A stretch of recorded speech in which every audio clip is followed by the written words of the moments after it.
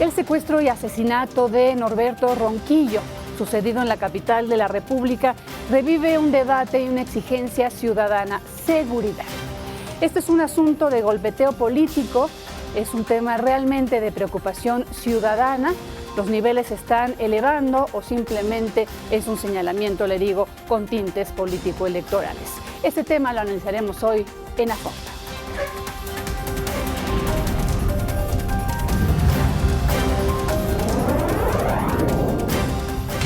A Fondo, con Marta Reyes. Bueno, y como cada programa, dividimos nuestro análisis y nuestro debate en 4 diferentes bloques. El primero, repunta el secuestro en México. Ahí el primer planteamiento. El segundo bloque, factores que reabrieron la puerta al secuestro. ¿Qué está pasando en el país? Que parece que la cifra se está elevando. El tercer bloque, ¿es posible prevenir el secuestro? Interesante, y seguramente usted quiere saber muy bien de esto. Y el cuarto y último bloque, el dilema: ¿sería útil prohibir el pago de un rescate, como sucede en otros países? No se pierda este debate en A Fondo que hoy comenzamos. Y justamente para este debate yo le doy la bienvenida a 3 caballeros en este programa. Así que muchísimas gracias a todos por participar en este análisis y en este debate de un tema tan doloroso para el país, que es el secuestro que se está viviendo en México. Un tema, si bien no es nuevo, sí parece que se está repuntando en materia de cifras. Y justamente en materia de cifras tenemos diferentes, que parece uno, obviamente el oficial, que es el Secretario Nacional de Seguridad, y obviamente los demás que analizan y puntualizan las diferentes organizaciones no gubernamentales. Pero obviamente presento primero a mis invitados. Muchísimas gracias. Max Morales, especialista en liberación de rehenes por secuestro. Gracias por estar aquí. A ustedes por su invitación. Gracias. Está Orlando Camacho, es el director general de México SOS. Gracias, Marta, por la invitación. Orlando. Muchas gracias. Y Antonio Atolini, él es analista político. Muchas gracias, un saludo a ti y a todo tu auditorio. Muchísimas gracias.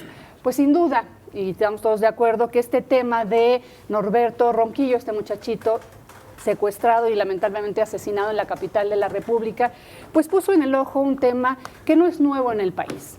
No es nuevo en el país y que muchas veces es un reclamo de los estados. Cuando algo sucede en la capital de la República, ahí sí reacciona la sociedad y las autoridades, porque secuestros hay muchos y muchos en los estados del país. Y finalmente este tema ha puesto el debate y la atención sociedad y gobierno en el asunto. Aquí me gustaría que, de acuerdo a su estudio, a su análisis que hacen de manera particular en su expertise cada uno, responda esa pregunta: ¿está repuntando el secuestro en México? Orlando Camacho. Pues sí está repuntando. La respuesta es directa, sí está repuntando. Te doy un dato solamente para que lo veas. A esta misma época, este mismo momento, este mismo mes, 2018, 458, 2019, 570. Ese es el tamaño del repunte que tenemos en el secuestro. Entonces sí hay un repunte. Ahora, sí aquí hay que aclarar alguna cuestión que me parece que también es importante. O sea, porque luego esta problemática la vemos de este tamaño general, que es como también hay que verla. Y entonces a veces perdemos de vista otras cuestiones que a lo mejor están pasando bien. Y tendríamos que ir más al detalle. ¿Quién está repuntando? ¿Quién no está repuntando? ¿Quién realmente lo ha descuidado totalmente? ¿Te refieres a entidades? Me refiero a estados, me refiero a las unidades especializadas contra el secuestro, si están funcionando o no, dónde sí o dónde no. Y me parece que también sería injusto decir que todo está mal cuando a lo mejor hay entidades que sí están haciendo alguna chamba distinta a como la venían haciendo con anterioridad. Por supuesto que si hacemos un análisis un poco más serio o más detallado, pues veríamos que quien se lleva ahorita la corona negativa, pues es el estado de Veracruz, por supuesto. Veracruz sí estaba en 70 hace un año y hoy está en 155 secuestros. Eso es algo realmente preocupante. Pero no todo dentro de Veracruz, porque el propio Coatzacoalcos ha logrado bajar su secuestro prácticamente a 0 o a 1 en los últimos 60, 70 días. Entonces, hay que ir viendo cómo están funcionando las cosas, pero Veracruz es un problema, el Estado de México tiene problemas, Puebla tiene problemas de incremento, la Ciudad de México, en fin. Pero hay otros que también habría que destacar, como es el mismo caso de Tamaulipas, que siempre ha estado en las primeras y sin embargo empieza a decrecer también en la parte de su secuestro. Michoacán ha montado una gran unidad especializada contra el secuestro también, que le ha dado grandes resultados. Entonces, A tu respuesta es sí está creciendo, pero habría que analizar también quién está haciendo la chamba y quién no la está haciendo, quién la está retardando. Que estamos hablando, digamos, de alguna forma un panorama general que obviamente tendríamos que ir puntualizando en entidades para ver qué se está haciendo y obviamente cómo están revirtiendo esos niveles que tenía, por ejemplo, Tamaulipas. La pregunta obviamente va con una intención y la intención aquí es el debate y el análisis. Mucho se dijo y obviamente recientemente, a consecuencia del secuestro de Norberto, a la capital de la República se le puso un ojo especial e inmediatamente hubo incluso grupos que pidieron la renuncia de Claudia Sheinbaum, jefa de gobierno. Aquí muchos acusaron de que era un asunto político. E incluso llamó mucho la atención ese espaldarazo que le dio el presidente Andrés Manuel López Obrador a la jefa de gobierno en un evento público, en donde los ciudadanos dijeron, pues qué bueno que ella no está sola, pero nosotros sí estamos solos porque estamos a merced de los delincuentes que finalmente ya actúan a la luz del día, y lo vimos en Polanco con esta chica que está desaparecida, que jalaron de su edificio y se la llevaron mientras los testigos nada más veían pasar a los asaltantes, secuestradores o no sabemos qué, ¿no? Entonces, ahí esa es mi pregunta. ¿Está repuntando? Sí están las cifras. ¿Podemos decir que muchos de estas voces es un asunto político? Bueno, a ver, siempre es un asunto político. Se vale hablar cuando cada quien quiera porque es un debate. Gracias. ¿Y por qué digo que es político? Pues porque es un problema que puede resolverse. O sea, pongamos en términos muy concretos. Es político no porque me refiera a que hay una intención de golpeteo político partidista. Es político en la medida en la que es un fenómeno que puede atenderse. Pero para atenderse hay que hablar de distintas dimensiones. Me voy a permitir decir una cosa que es poco popular, pero tiene que darse en su dimensión. Creo que con la concentración mediática que se ha hecho de una tragedia que es inexorable y es evidente, se da también en términos de clase. Es bien duro y es bien difícil, pero es cierto. México tiene un problema de degradación institucional que se acompaña por lo menos en los últimos 15 años, y el problema de la descomposición, es decir, una institución, los ministerios públicos, la propia policía, la escuela, la iglesia, las universidades, ya no logran mediar el comportamiento de la sociedad de tal forma que puedan sentir que si los problemas de uno u otro son tales, existe una institución que los puede mediar. Cuando se habla de romper el tejido social es eso. Pero sí resulta curioso que la discusión pública se exacerba, pone nombre y apellido, porque hoy sí conocemos a Norberto Ronquillo con nombre y apellido, siempre que hay condiciones de clase distintas. ¿Clase económica claro, te estás refiriendo? Claro. O sea, lo que es doloroso es que no porque esté desestimándolo, sino porque muchísimos hombres y mujeres anónimos de la Sierra de Guerrero, de los Altos de Jalisco, de Puebla, o de la propia ciudad en Azcapotzalco, Iztacalco, donde tú quieras y mandes, sufren de esta situación. Entonces el fenómeno del secuestro existe, es verdadero, ahí está y se está atendiendo en la medida de lo posible. Pero la discusión política sí exacerba siempre, como tú bien acabas de mencionar, es una chava en este momento sacada, tomada, secuestrada de Polanco. Difícilmente podríamos tener una nota de la misma forma en los chavos de Tláhuac o de otras instancias. De ahí, de entrada. Pero yo puedo discrepar un poco en esa observación, porque recientemente en la Ciudad de México se han dado casos no de personas que tengan una alta capacidad económica, como fue el detonante de los secuestros de mujeres a las salidas del metro, que estaban utilizando no solamente para la cuestión económica, sino para la cuestión de la trata. Otro problema es que en México se ha desatendido el secuestro en los últimos 25 años, porque no ha habido una estrategia nacional apropiada para el combate al secuestro.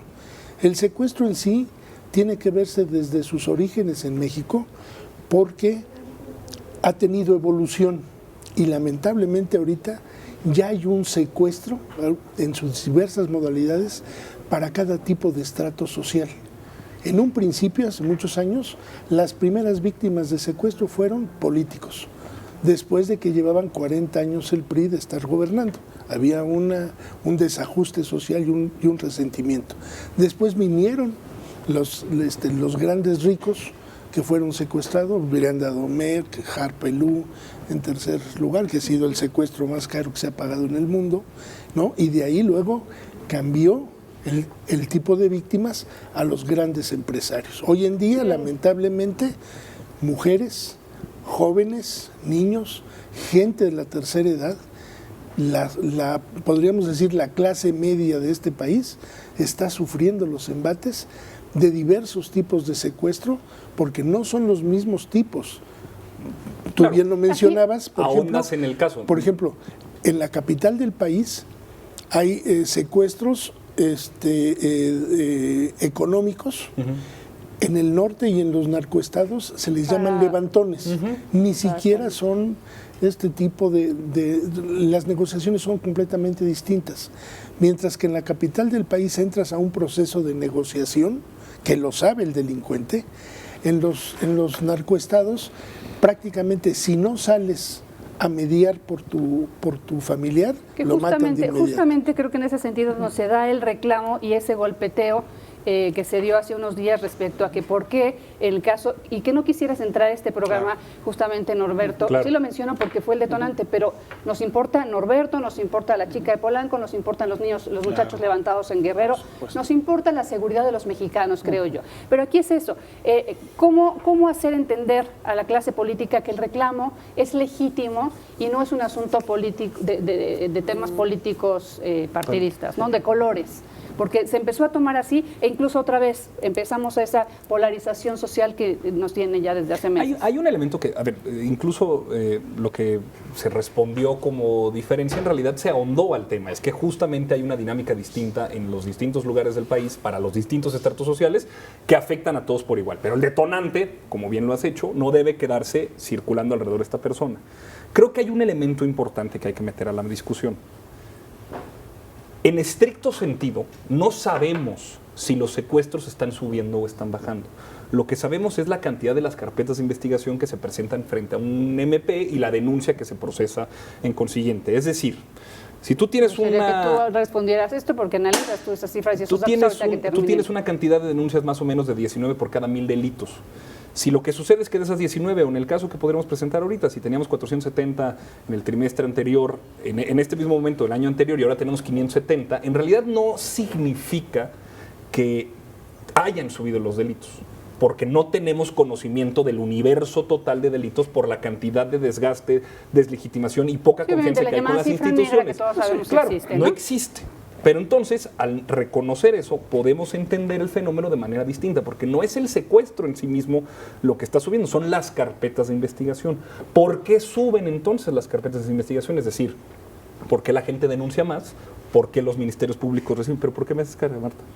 ¿Perdón? ¿Pero por qué me haces cara? No, te estoy escuchando y justo, te voy a decir por qué te hago cara, porque Pepe Merino en redes puso, sí, me imagino, por eso hice cara, porque eso lo había leído. Pepe Merino en Twitter mencionó, no es que estén subiendo los secuestros, lo que pasa es que la gente ya tiene más confianza en el gobierno y entonces denuncia. Digo, obviamente... yo creo que eso sería en otro país. Puede ser, pero la gente no tiene confianza en la autoridad. Pero mira, a mí no me importa. Pero más allá de que si lo queremos o no, es un fenómeno social que puede explicar, o sea, más allá de que lo crea o no, como analista vale mucho la pena poner... No es un tópico para tranquilizar al gobierno, no te preocupes, lo que pasa es que ahora tenemos más confianza en ti. Nadie está tranquilizando al gobierno, estamos diciendo cómo está sucediendo un fenómeno social. Sí, que fenómeno social que está mediado por las instituciones. No, ni una ni la otra. Creo que el tema de la cifra negra... ¿Cómo no? O sea, sí hay carpetas de investigación, ese sí es un dato. Me refiero a no nos consta si es por más confianza o por más incidencia. Ese es el debate. El tema, sí, pero yo creo que, el tema es que existe.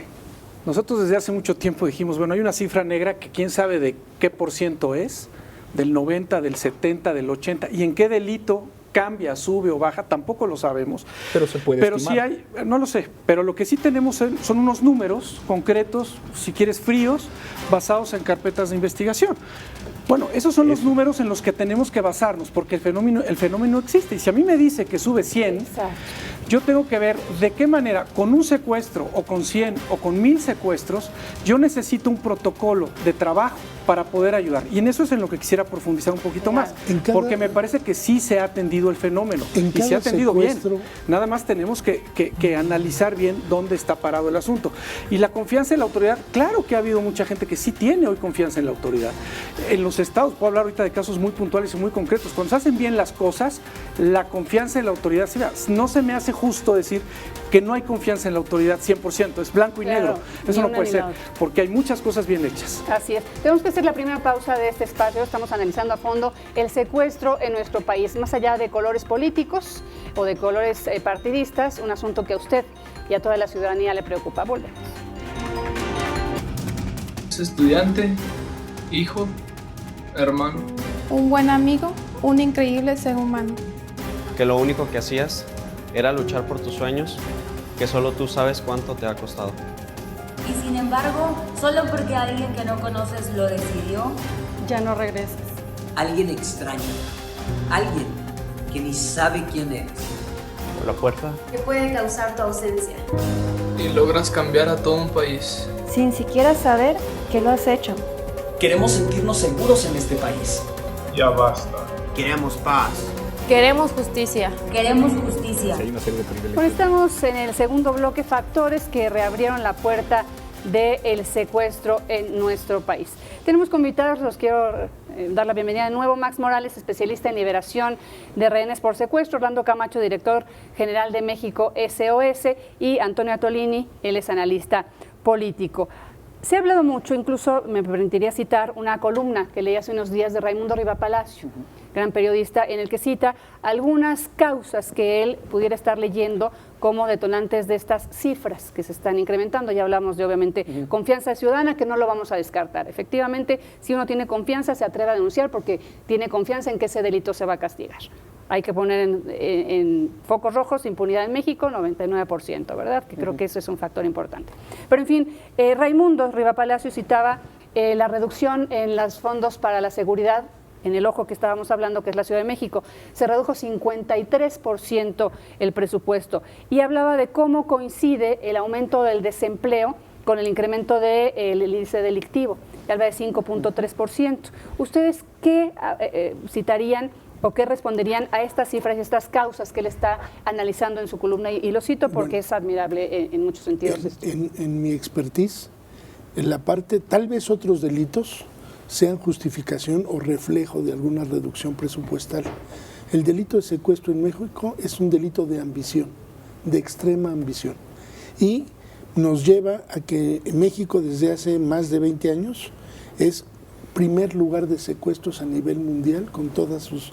No existe en el mundo ningún otro país que tenga tantas derivaciones de tipos de secuestro que no solamente se dan. Por ejemplo, está el secuestro tradicional, el autosecuestro, lo que se le llama el minisecuestro de 1 a 5 días, claro. el tradicional de 1 a 45, los secuestros de alto impacto, los high class, o sea, que llegan hasta más de un año y se pagan en millones de dólares. Lo que ahora, analizar de otra por qué de México las tiene causas, esos niveles.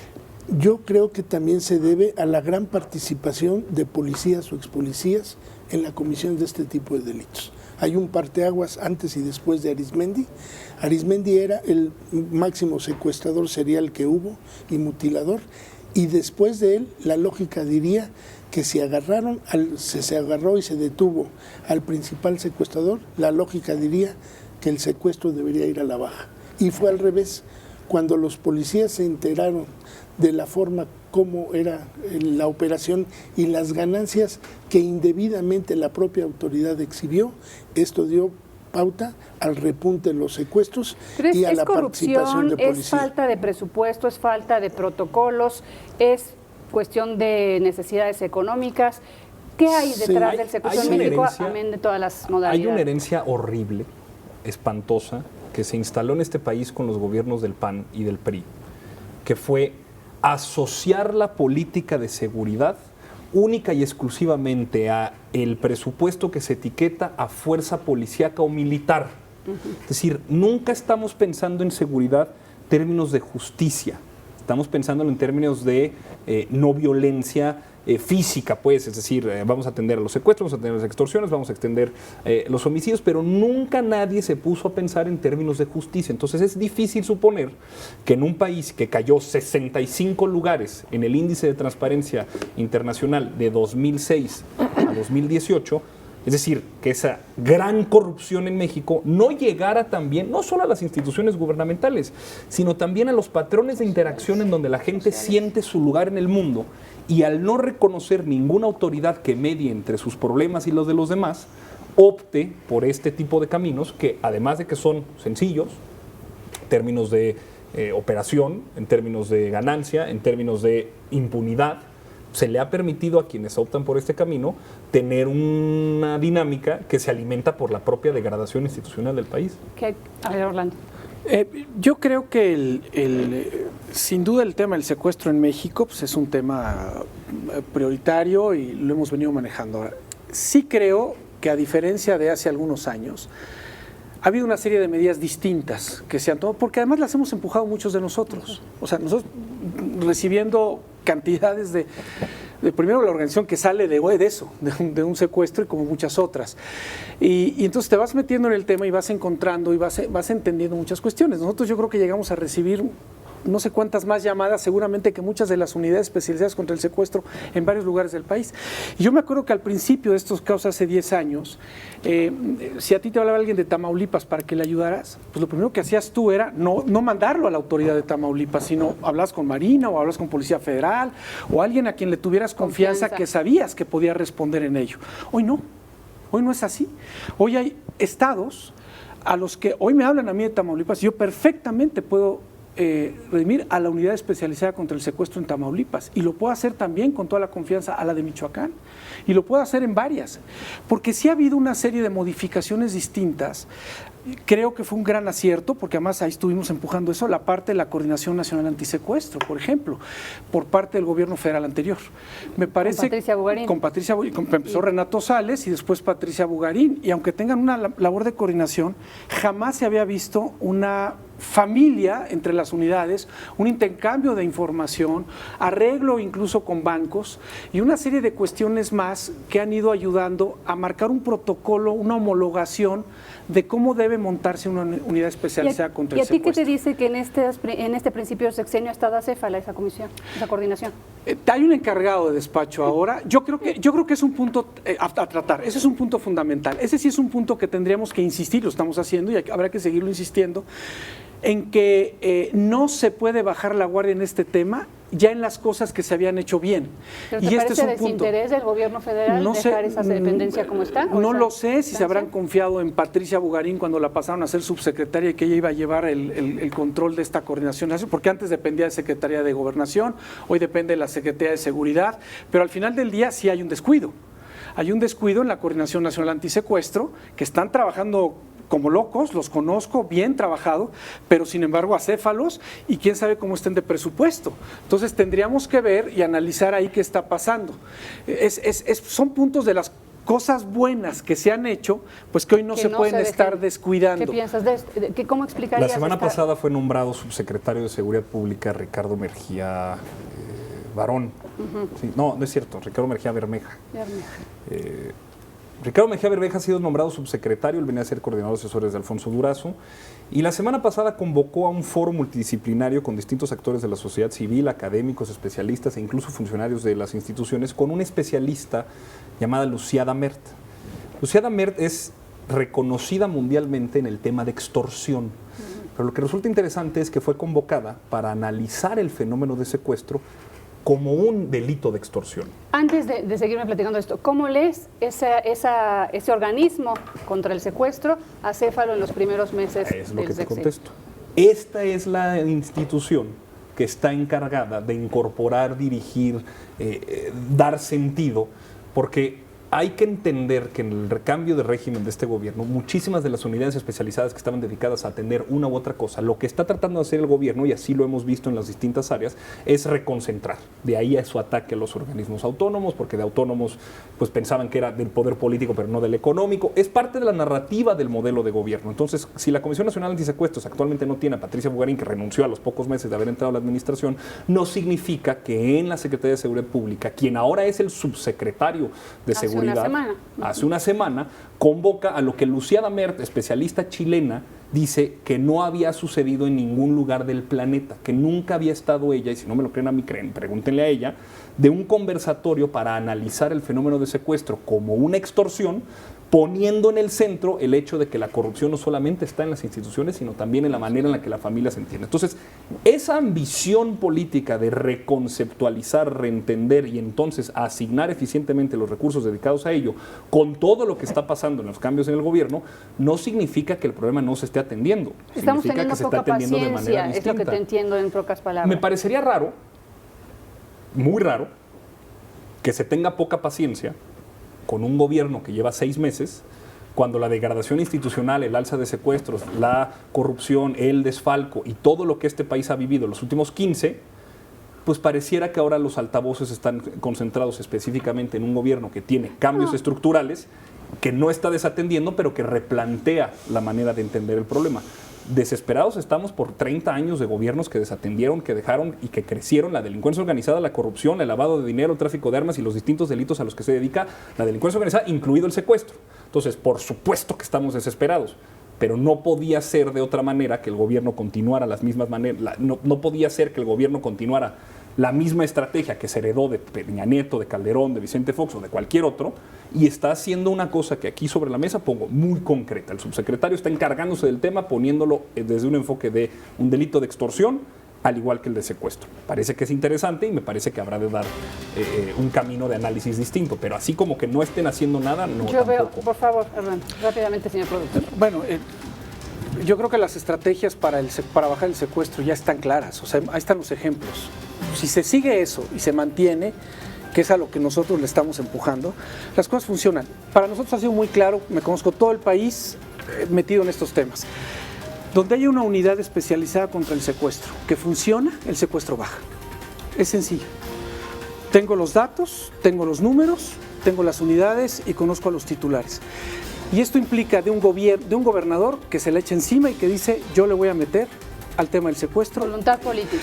Totalmente, pero ya está el manual de cómo hacerlo, cómo funciona una web, funciona y funciona bien. Y de los no sé cuántos secuestros hemos intervenido, la respuesta ha sido esa, así es como lo hemos manejado. Y las cosas han funcionado bien cuando se manejan bien. Cuando no se manejan bien y te hacen la farsa de que llegas a la UEX y te ponen el sillón y la florecita y todo ese rollo, ese es un engaño de un gobierno que te está engañando. Pero cuando se hace con seriedad, las cosas funcionan. Y hoy tenemos cosas muy profesionales, gente muy profesional. Eso es a lo que no tenemos que descuidar. Que ojalá se copiaran esos ejemplos que Por han supuesto, funcionado. difiero completamente lo que han dicho ellos. Absolutamente. O sea, yo no.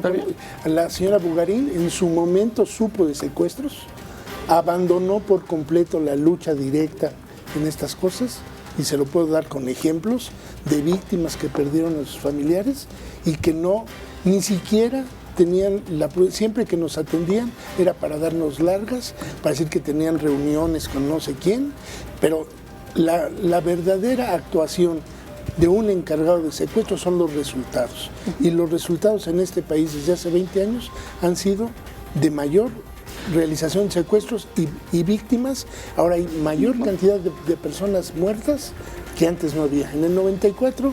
¿Tienes los datos? Los términos, claro. Porque los términos, tú dices 20 años a la alza, sí, ¿constantes? Constantes. Pues eso no es cierto. Bueno, los números no son así. Yo no recibo cantidades de dinero para manejar las estadísticas. No, oficiales. yo tampoco, ¿eh? Nosotros tampoco. México es una organización privada. Yo lo que hago son todos los días ver este tipo de asuntos. Y cada vez más veo que víctimas anteriormente... ¿Pero qué ves en números? En números concretos. El 94, el índice de mortandad era de un 2 o un 4%. Es que tú estás diciendo ahorita que va son de al alza en 25 años. ¿Nunca ha habido una baja? ¿Jamás? O sea, tú estás diciendo... Te lo referí. Tú estás diciendo que en 25 años va a la alza todo el tiempo. De Arismendi tendría que ¿Y haber todos sido los la baja. estados? Sí. ¿Ah, sí? Obviamente, han variado. No, pues, obviamente...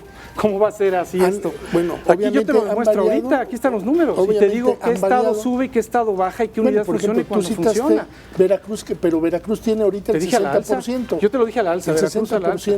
De los Tamaulipas a la baja. Sí, pero no nada más México es ese estado. En la mayor Eso es lo parte, que dije, en la mayor parte de la capital en la mayor parte del país, hay cerca de 10 o 12 modalidades de secuestro que las autoridades prefieren manejar como homicidios, prefieren manejar como robos y todo, y le cambian la percepción a la gente para mejorar las estadísticas. Por supuesto que también eso pasa. Tenemos que hacer una pausita. Yo le quiero agradecer muchísimo, sabemos que se tiene que ir, sí, ¿verdad? Orlando Camacho, director general de México SS, muchísimas gracias por estar en este debate. Estaba todavía para seguirlo. Perdón. No pasa nada, agradecemos mucho tu presencia en este espacio. Ahorita intercambiamos en el corte de las cifras para ver si las analizamos entre todos aquí, pero tenemos que hacer esta pausa. Regresamos, estamos en A Fondo. Qué caray que te tienes que ir. Nuestro tercer bloque de A Fondo. ¿Es posible prevenir el secuestro? Gran pregunta y me imagino que gran preocupación de usted como sociedad. Preguntaba yo hace un momento a nuestros invitados si tenían miedo de salir a la calle, miedo de dejar salir a sus hijos, quien los tienen. Y bueno, muchos de ellos sí, muchos de ellos no aquí en el estudio, pero me imagino que muchos de nosotros sí lo tenemos y quisiéramos saber si no son recomendaciones, por supuesto, porque como decimos, hay muchas modalidades de secuestro, sí saber si es posible prevenirlo. Es que creo que la pregunta está mal enfocada. A ver. El asunto no es prevenir el secuestro, es cómo fortaleces de tal forma, cómo fortaleces a un proyecto de sociedad que tengas aquí instituciones que logren mediar el conflicto que siempre va a haber, de tal forma que no haya quienes de manera paralela decidan resolverlo usurpando y privando de la libertad a otra a partir de una extorsión de dinero. Entonces el problema no es el secuestro, lo estábamos discutiendo a partir de lo que estaba diciendo Orlando, que era, si tú te enfocas únicamente en el problema de inseguridad a partir de las carpetas de investigación, ¿qué significa esto? La gente que va y denuncia frente a un MP, que le abren una carpeta de investigación, lo integran, que ojo, déjenme doy una nota al pie en esto. Ya el secretariado ejecutivo, vean nada más qué nivel de porquería heredamos, incluso en la Ciudad de México, de las administraciones anteriores. El secretario ejecutivo ya reveló un reporte donde se entiende y se da a conocer que hasta un 40% de los delitos que debieron haber sido clasificados como secuestro se ponían como relatoría de hechos y se mandaban a un gran cajón de cosas que no terminaban por clasificarse, dando como resultado un subreporte de hasta el 40%, o sea, una alteración por parte de quien fuera procurador de la Ciudad de México por órdenes estrictas a sus funcionarios para que no se reportara el secuestro. Entonces, claro, si de repente tienes más denuncias o más carpetas de investigación, algo sucede. O hay más delitos, no lo sabemos, pero puede ser. Hay más confianza, no lo sabemos, pero puede ser. Pero lo que sí sabemos es que el delito existe. Que la administración anterior hubo manejo político en la integración, porque esto es lo más complicado. ¿Cómo integras el delito? Por ejemplo, también el tema de violación. Cuando tú presentas un caso de violación, lo integraban como relatoría de hechos. Entonces no se integra carpeta de investigación, entonces no hay un reporte, entonces no hay una cifra oficial. Cuando eso sucede, es porque un fiscal, un MP, un juez, recibe los datos e integra a razón de lo que él considera, supuestamente un perito en derecho, para darle entonces causa institucional. Es decir, sí pasan muchos problemas a partir de lo que sabemos que sí hay, que son las carpetas de investigación. Luego el secuestro. Pero últimamente tenemos un país con un ratio de impunidad del 98%. Entonces, ¿cómo evitamos el secuestro? Pues procurando justicia y fortaleciendo instituciones en esa perspectiva. No con policías, no con militares, o no solamente con policías, o no solamente con militares, y no solamente con fuerzas reactivas, sino con capacitación, profesionalización, para entender el problema por un problema de justicia, no y de... multifactorial, obviamente. Claro, bueno, la justicia involucra tantas cosas. Yo diría que más que prevenir la parte del secuestro, ¿no?, de prepararse para el secuestro, yo creo que es una percepción que debe tomarse en dos maneras. Una, la exigencia social hacia la autoridad para brindarle mayor seguridad en la vía pública a las personas. Porque todos los políticos, siempre que aspiran a un cargo, te ofrecen seguridad y trabajo. Y ya que están en el puesto, se olvidan de la seguridad y ven por ellos mismos y su patrimonio personal, la compra de bienes y de dónde se roban el dinero. Pero descuidan la parte hasta que viene un problema como ahorita, que les molesta, que las estadísticas determinan que ha sido el peor cuatrimestre de todos los inicios de las últimas 3 administraciones. Y por otro lado, también la sociedad, que solamente espera que el Estado haga algo por ellos, cuando la responsabilidad de esa parte de la seguridad o de los beneficios que ellos mismos aportan con su descuido, les corresponde a ellos. O sea, el 50% es de tu casa para afuera es responsabilidad del Estado y de tu casa para adentro es tu responsabilidad. Si tú exhibes una capacidad económica en un país donde no hay oportunidades de trabajo, donde la autoridad no está haciendo lo adecuado y tú de repente tienes que pasar por cierto tipo de colonias y vas con el carro de lujo y exhibiendo... Ese es todo un debate, ¿no? también Es criminalizar a la víctima. Finalmente la víctima tendría que vivir en libertad de manifestar lo que tenga que manifestar Eso o demostrar sería lo lo que ideal, tenga pero que Sin obviamente tener sí, el claro. dato en la mano, porque varía, pero conozco que es muy alto. Las víctimas de secuestro, por lo general, son víctimas por parte de una persona Muy cercana cercano. de su círculo social. Entonces, esta idea también hay que ponerla en claro. No es que estemos permanentemente a la merced de la fortuna criminal.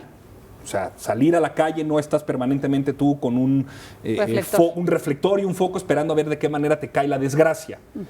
Cuando tú entiendes el delito del secuestro que se da dentro de los círculos de confianza donde se interactúa, donde se comunica, de donde se sabe que deberías estar libre de peligro, entonces el delito del secuestro se convierte en un delito distinto o un fenómeno diferente.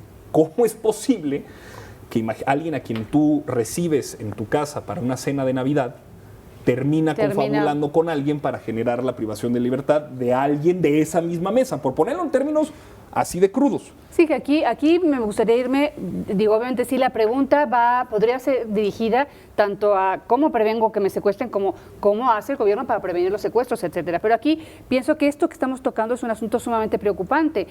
Parecería que, pues es que estaba relacionado a un amigo.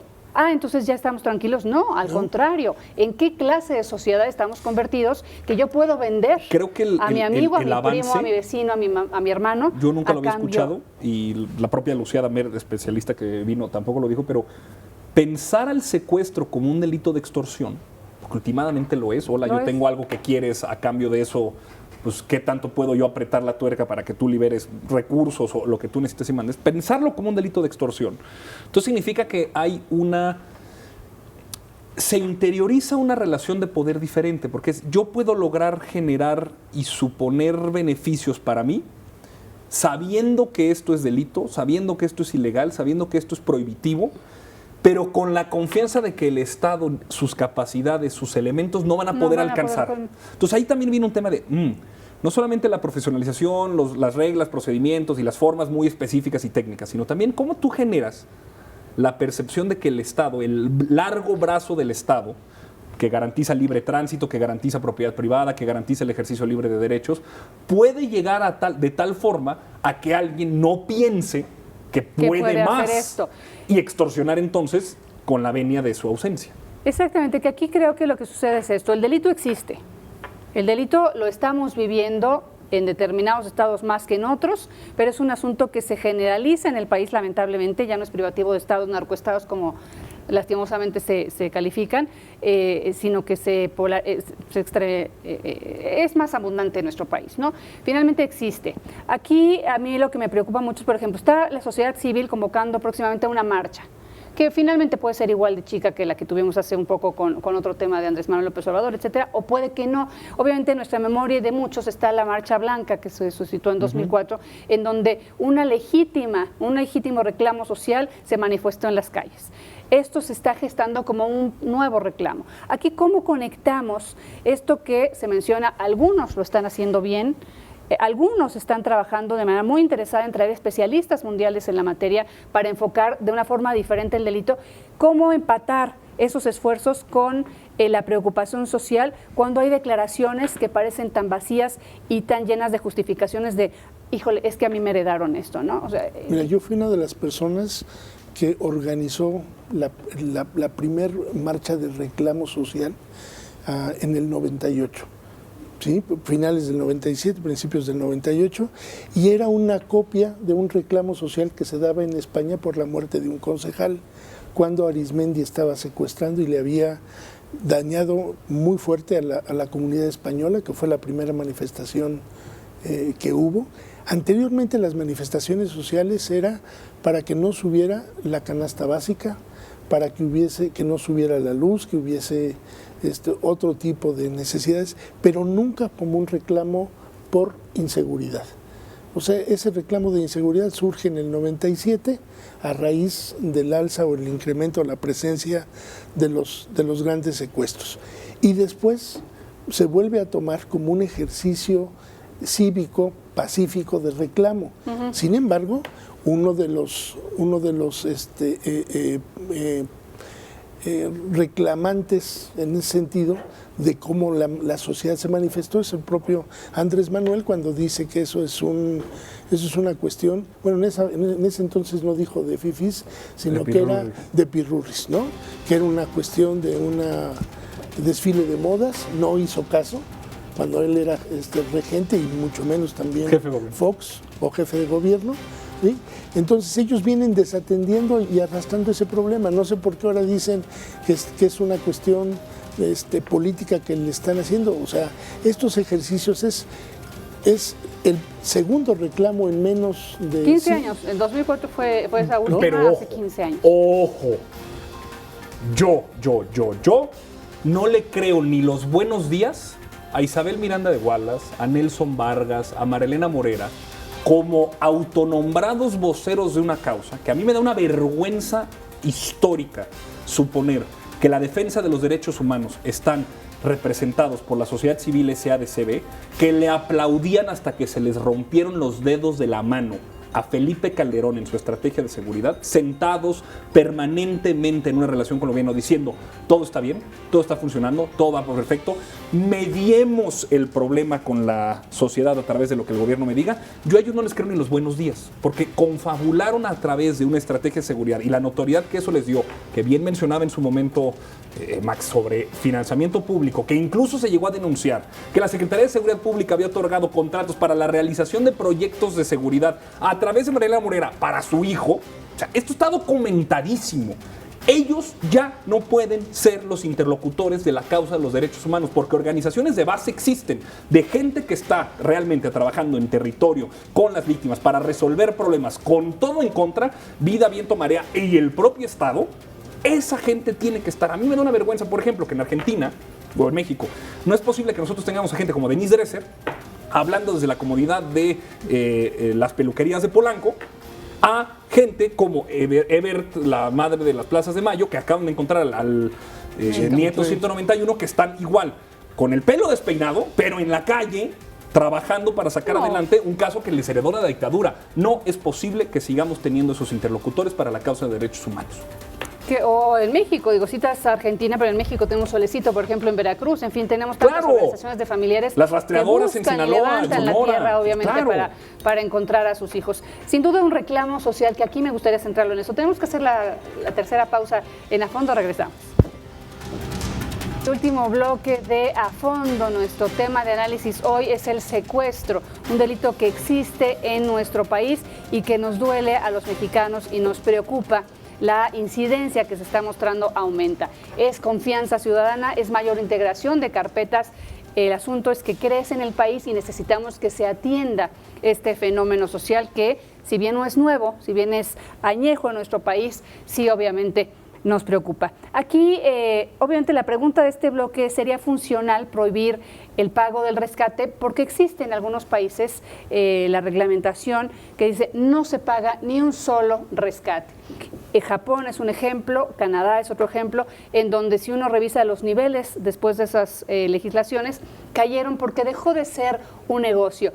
Imaginarlo en México parece hasta irrisorio, ¿no? Por lo que sabemos se mueve aquí en materia de corrupción y obviamente de impunidad. ¿Podría asomarse eso como una posibilidad desde los puntos de vista de experiencia? Max sabe mucho más. Mire, esa fue una estrategia que se utilizó en Colombia cuando estaba en su apogeo la parte de Pablo Escobar, ¿no? Pero el ánimos de los secuestros en Colombia era narcopolítico, era secuestrar a funcionarios o hijas de empresarios prominentes para obligar al Estado a no extraditarlos. El ánimos de los secuestros en México es de ambición, de extrema ambición. Y mientras no se secuestre, por ejemplo, como empezó esta administración... Si se prohíbe pagar el rescate en México? De todos modos habría... ¿Por qué? ¿Por qué? Porque este delito afecta al patrimonio de las familias y son las familias, en cada secuestro hay por lo menos entre unas 50 personas que salen afectadas, entre hermanos, tíos, parientes directos. No es un delito que afecte nada más a la víctima o a la esposa. ¿Qué pasa? ¿No? Miren, esa parte de lo que había que prohibir es tantos beneficios a los policías corruptos, porque en este país, en cada banda de secuestradores hay por lo menos un policía, de diversas corporaciones, y lo peor, se han sumado a estas bandas los que supuestamente eran expertos en el combate al secuestro, y eso dificulta más. Sí, el secuestro en México es un negocio y eso no lo vamos a negar. El secuestro en México es un negocio para muchos. Pero es un negocio de delincuencia organizada, y que como tal se tiene que entender que para el nivel de sofisticación de la delincuencia organizada en este país, lavado de dinero, tráfico de estupefacientes, extorsión y secuestro, es necesario tener siempre, por definición, esto no es yo incendiando el set, contubernio del Estado con las bandas delictivas. No puedes lograr ser la Federación de Sinaloa globalizado, participando de los mercados internacionales y tener ese nivel de poderío de mercado si no tienes de tu lado a las instancias del Estado. Realmente, el secuestro está con eso. El secuestro iría a la baja si el obligado a pagar el rescate fuera el Estado, porque tampoco puede ser beneficiario de la parte ilícita que se obtiene. Anteriormente, ¿en algún país del mundo es así? No, tenemos que por nosotros forzarlo a hacer, porque no sé si ustedes recuerden, pero después de que se capturaron las grandes cantidades de Arismendi, cambió la situación. Antes existía la asistencia pública, y lo que se juntara que no se le regresara o que no supieran de dónde había salido, iba a la beneficencia pública, a la Cruz Roja, a la Secretaría de Salud. Después, con las últimas reformas que hizo la propia policía y el Estado, los beneficiarios de esos dineros, sobre todo de secuestro, es el Consejo de la Judicatura Federal, los ministros, la policía, la PGR y la policía del DF. Y eso no